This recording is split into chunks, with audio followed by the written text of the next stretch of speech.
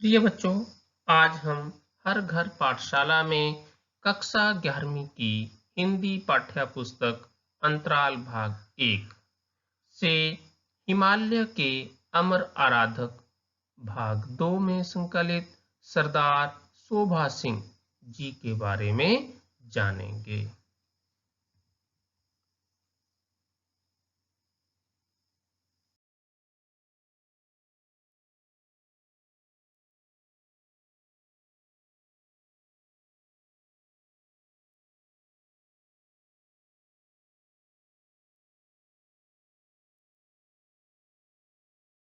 सरदार शोभा सिंह जी का जीवन परिचय कुछ इस प्रकार है।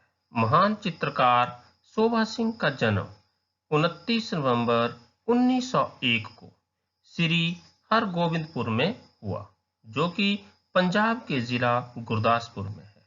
इनके पिता सेना में प्रारूपकार थे।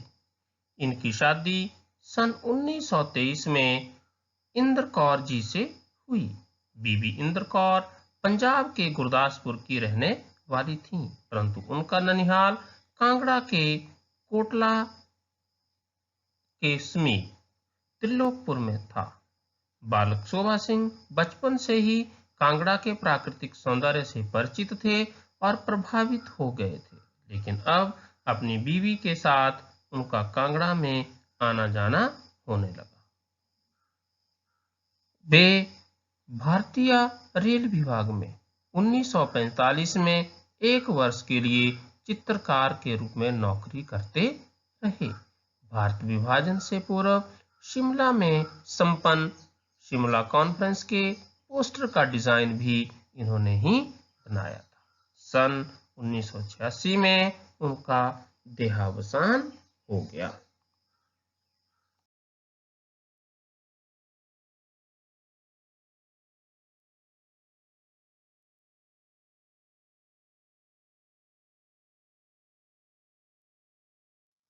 शोभा सिंह जी अपने मित्रों नानक सिंह और मंगत राम के साथ हिमाचल की सुंदर घाटियों की यात्रा पर निकल जाते थे। यहाँ के पर्वतों, नदियों, घाटियों और प्राकृतिक दृश्यों से उन्हें प्यार हो गया। जब वे आयरलैंड निवासी नोराह रिचर्ड से मिलने अंद्रेटा आए, तो यहाँ के प्राकृतिक सौंदर्य पर मुग्ध हो गए। यहाँ की बर्फ से ढकी चोटियों, सीढ़ी नुमा खेतों, हरे भरे चाय के खेतों तथा टेढ़ी मेढ़ी पगडंडियों ने उन्हें इतना आकर्षित किया कि उन्होंने यहीं बसने का निर्णय ले लिया।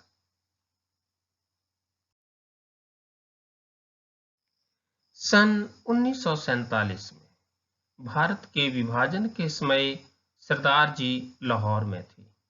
विभाजन के समय अपना घर-बार, जमा पूंजी और सारे चित्र वहीं पर छोड़कर आपको खाली हाथ ही भारत आने पर विवश होना पड़ा।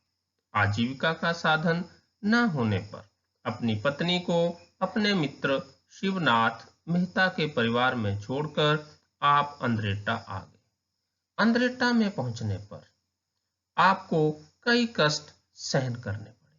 वहां पर आपको एक रात तो चाय की सूखी पत्तियों को रखने के लिए बनाए गए एक शेड में ही रात बितानी पड़ी।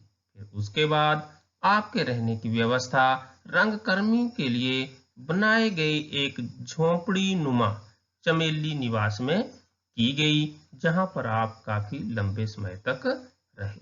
और वहीं पर आपकी अंद्रेटा के निवासी एक सुंकाराम भंडारी से भेंट हुई और उन्होंने आपको एक जमीन का टुकड़ा दान दिया और आपने उसी जमीन के टुकड़े पर अपने लिए एक बहुत ही सुंदर कुटीर बनवाया। उसमें एक तालाब भी बनवाया, जहां पर आप रहने लगे और वहीं पर अब सरदार शोभा सिंह आर्ट गैलरी भी शोभायमान है।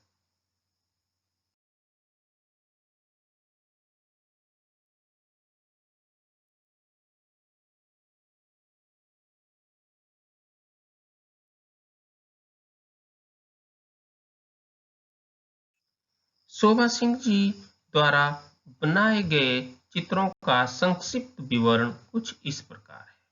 उन्होंने रिवालसर, खजियार, धौलाधार और कांगड़ा घाटी के बहुत ही सुंदर चित्र बनाए हैं।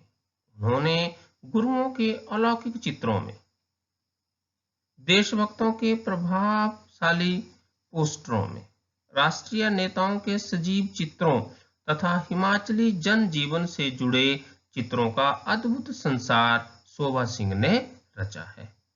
उनके द्वारा चित्रित भोली भाली गद्दन, सोहनी महिवाल, गुरु नानक का अलौकिक स्वरूप, गुरु गोविंद सिंह का पौरुष युक्त भव्य स्वरूप, कांगड़ा दुल्हन जैसे अमर चित्र उन्हें भारतीय इतिहास, संस्कृति एवं जनजीवन के अमर चित्रकार के रूप में स्थापित करते हैं।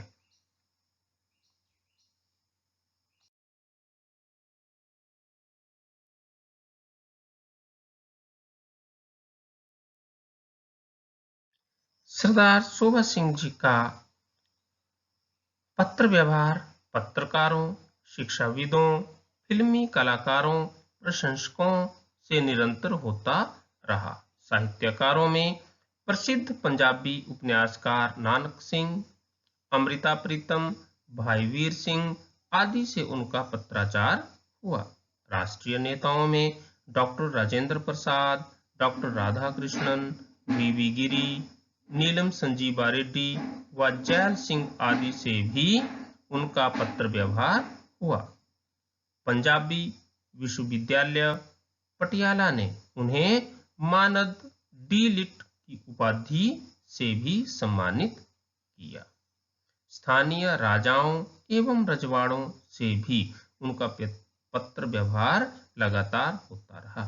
उन्हें कनाडा, इंग्लैंड और अमेरिका में बसने के लिए आमंत्रित किया गया, परंतु वे धौलाधार के आकर्षण से आजीवन बंधे रहे।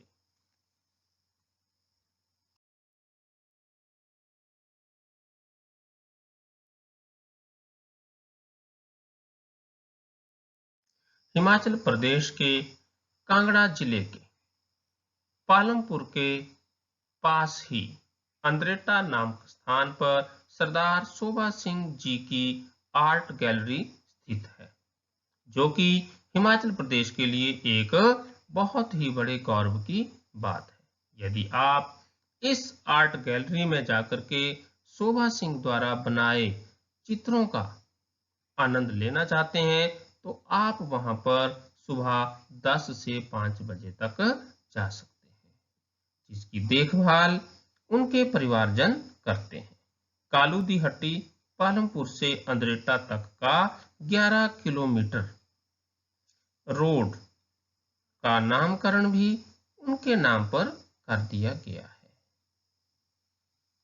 सन 2002 का हिमाचल प्रदेश का राजकीय कैलेंडर भी सरदार शोभा सिंह को समर्पित किया गया है, जिसमें उनका चित्र बहुत ही सुंदर दिखाई पड़ता है।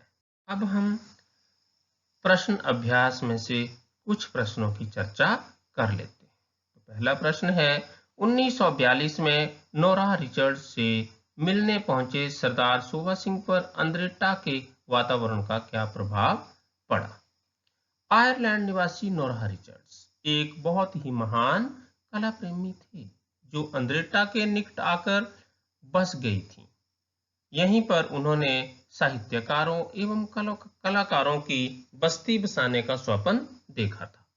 शोभा सिंह 1942 में उनसे मिलने अंद्रेटा आए थे। यहाँ की बर्फ से ढकी धौलाधार की चोटियों, टेढ़ी मेढ़ी पगडंडियों, सीढ़ी नुमा खेतों, हरे भरे चाय के बगीचों को देखकर इतना प्रभावित हुए कि उन्होंने यहीं पर बसने का निर्णय ले लिया। इसके बाद दूसरा प्रश्न है, 1947 में भारत विभाजन के पश्चात शोभा सिंह ने अंद्रेटा में कुछ दिन कैसे बिताए? तो जैसे हम पहले ही चर्चा कर चुके हैं कि 1947 में जब भारत का विभाजन हुआ तो सरदार शोभा सिंह जी लाहौर में थी और भारत विभाजन के समय उन्हें अपनी सारी जमा पूंजी, चित्र वगैरह छोड़कर भारत आना पड़ा।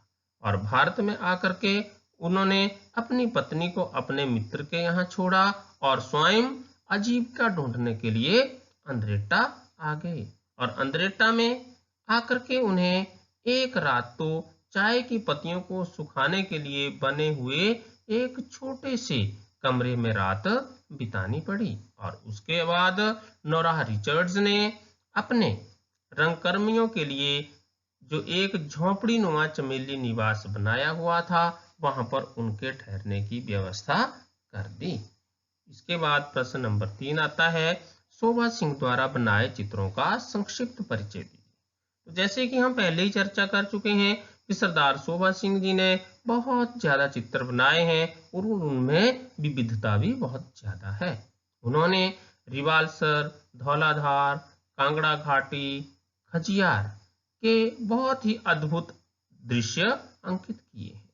वे हिमाचली जनजीवन से भी पूरी तरह प्रभावित थे, इसलिए उन्होंने हिमाचल के जनजीवन को दिखाने वाले चित्र जैसे पहाड़ी गद्दन, कांगड़ा दुल्हन आदि के बहुत ही सुंदर चित्र बनाए। इसी के साथ साथ उन्होंने गुरुओं के अमर स्वरूप को चित्रित करते हुए गुरु नानक देव, गुरु गोविंद सिंह आदि के चित्र भी बनाए। इसी के साथ उन्होंने गुरु दलाई लामा, स्वामी चिन्मयानंद, सरदार भगत सिंह, सेना अधिकारियों के चित्र भी बनाए हैं, जो चित्र उनके कांगड़ा कला केंद्र में स्थापित किए गए हैं। इसके बाद चौथा प्रश्न आता है, सरदार शोभा सिंह को धौलाधार का संत क्यों कहा जाता है? सरदार शोभा सिंह महान चित्रकार होने के साथ साथ बहुत ही अच्छे इंसान भी थे। उन्होंने सदा प्रेम और भाईचारे का प्रचार किया। वे जीवन के सौंदर्य के चित्रकार थे। उनका जीवन और चिंतन बहुत ही सरल था। वे प्रेम को ही जीवन का आधार मानते थे।